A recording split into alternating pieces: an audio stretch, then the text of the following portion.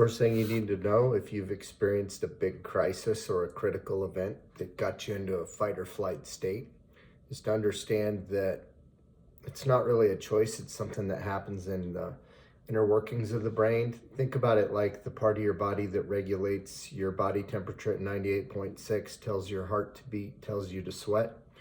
Uh, it happens on a pre-perceptive level most of the time, which means before you can even realize what's happening, your body's already charged and in that state. So I like to separate that with the body brain and the human brain. So up here is your prefrontal cortex. It's art, math, and science. This part has no ability to reason. Somewhere in between here, there's intense emotions tend to be experienced.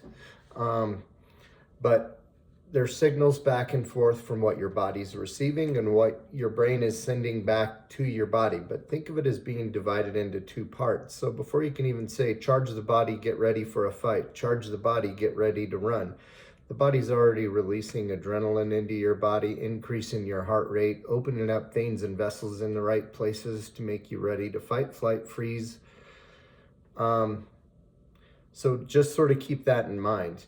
Now, the interesting thing is when the brain is in a primitive state, if it records a record of that, now you've got trauma.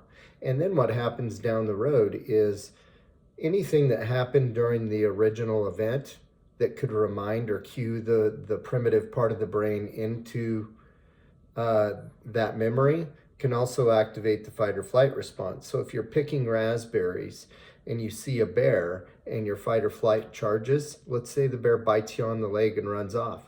Well, now you could see a raspberry and it could activate your fight or flight response on an unconscious level. So a lot of times when people think they're experiencing anxiety, most of the time that's true to a point, but a lot of times underneath that, there's a trauma cue.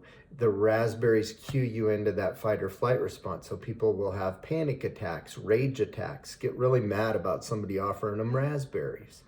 So just sort of keep that in mind. Now, I'm going to go with one simple grounding technique. So the first thing is your frontal lobe's got to tell your animal part of your brain, hey, it's safe this millisecond after an event like that occurs. The quicker you can get your body to neutral, the better. You can do that by engaging all the senses, and that's the one that I like the most because it's low-hanging, quick fruit for people to grab onto.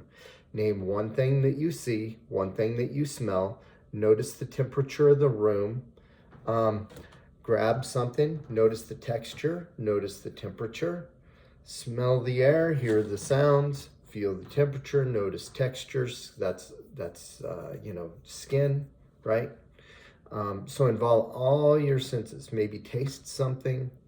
A lot of times I'll smell anything, bubble gum, an essential oil, coffee, anything that's got a little bit of a smell to it. Pick one thing in the room that's mildly pleasing to your eyes, just neutral. But what you want to do is be here now with your senses. Holding some good words there, like I'm safe now. You're telling this part of your brain, you're safe now. You're in control now. So in that event, you may not have been in control. This is how you start to de-traumatize that part of your brain and kind of reprogram it back to a more natural state.